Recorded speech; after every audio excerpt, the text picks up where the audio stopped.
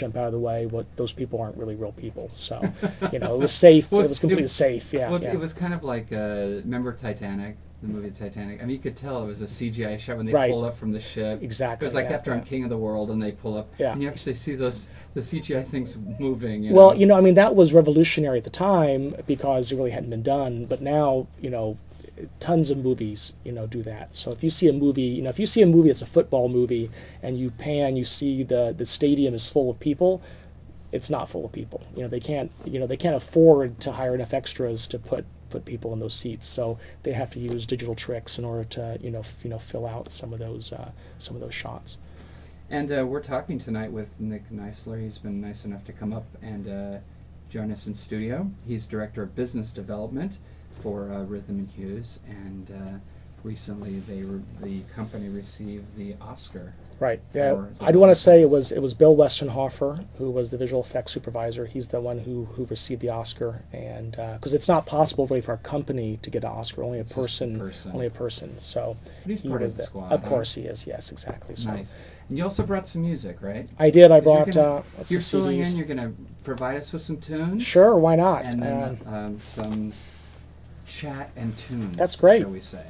So what's first on tap? What would you This like to listen- well, this is one of my CDs. This is one I actually heard a song off of NPR. This is Guy Barato, his CD Chromophobia, and I actually happened to catch him over at the Avalon about 6 weeks ago.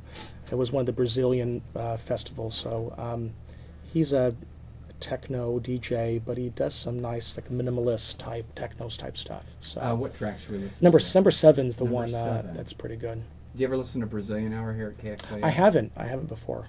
Oh yeah, it's I'll have to, Sergio Malenchenko. Yeah, it's interesting because he's created, he's here, but he's known all over the world. Yeah. And so it's just KXIA is such an international. There's an international vibe. Yeah, definitely. Yeah.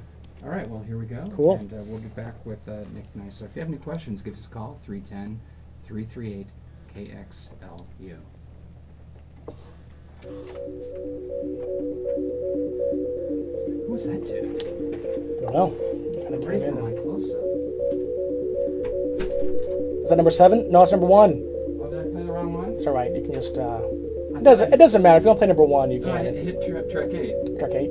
Is that the one? 7. That's all right. You can play track 8. They're all track 7's really upbeat. So this is probably a good and mellow.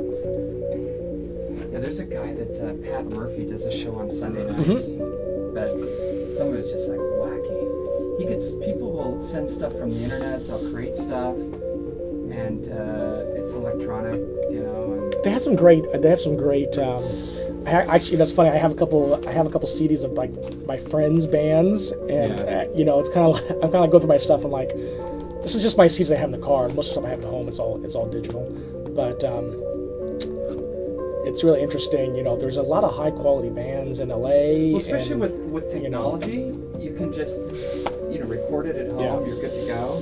Yeah. There's a karaoke place I go to every Monday, and My girlfriend is so. I think all karaoke should be like Firebomb. well, this is different. Is it close? It's at Jules Catch One.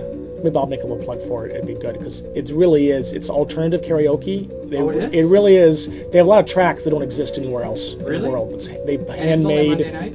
Monday night, 9 till 2 o'clock, She would totally and dig that. they people sing some Tom Waits and Depeche Mode and someone last It's not night. your standard It's like not. We Are the Champions. No, somebody said last night they had a new track for. Center Stage. And joining us this evening, we have Nick Neisler, and he is the Director of Business Development over at Rhythm and Hues, and he's also supplying us with some music tonight. That was kind of a cool little track. It's pretty mellow. That was pretty mellow. Yeah. Well, it's Tuesday. We don't want to stir up too much excitement on the night. But so. What's the current project that you're working on over there? Well, right now we are finishing up Mummy 3, which is is set in China. So there's a lot of kind of new effects that we've been doing for that film. we are finishing up the Incredible Hulk, so we have a lot of effects for the new Hulk, the reimagined Hulk. Well, I mean, I think that would be kind of a challenge because, I mean, aren't people expecting to see the Hulk a certain way or?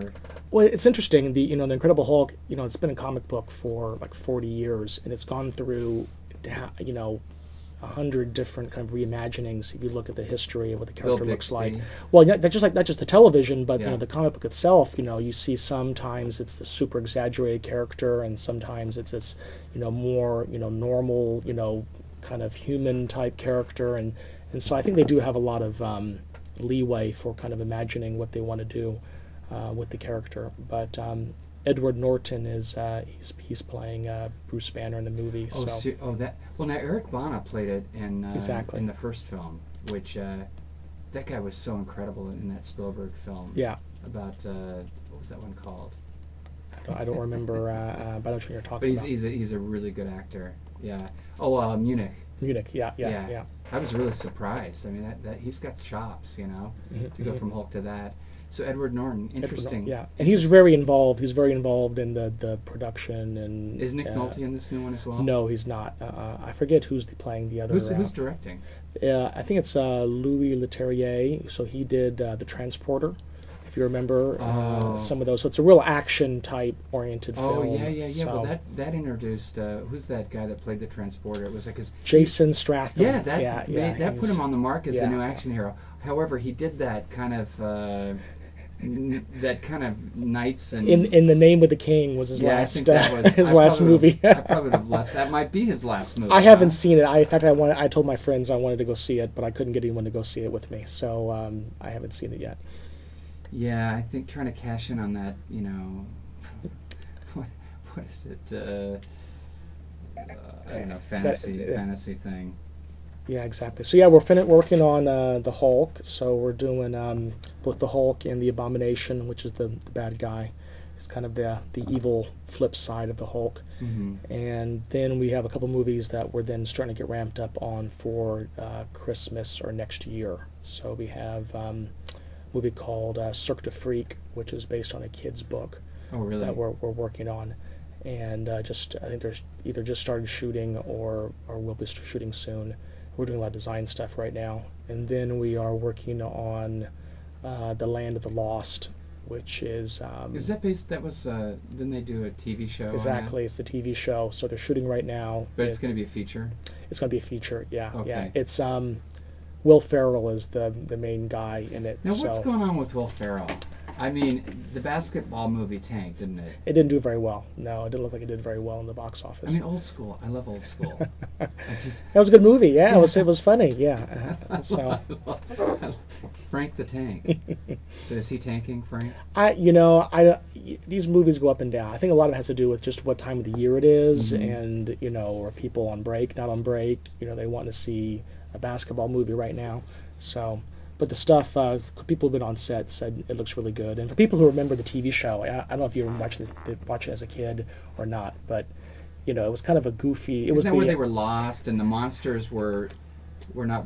It was just there was like the Slee Stacks, who are these lizard people, and they're really weird. It was produced by the I guess the Croft brothers, who the same guys that Sid did and Marty Croft. Yeah, they had yeah. Hatsville.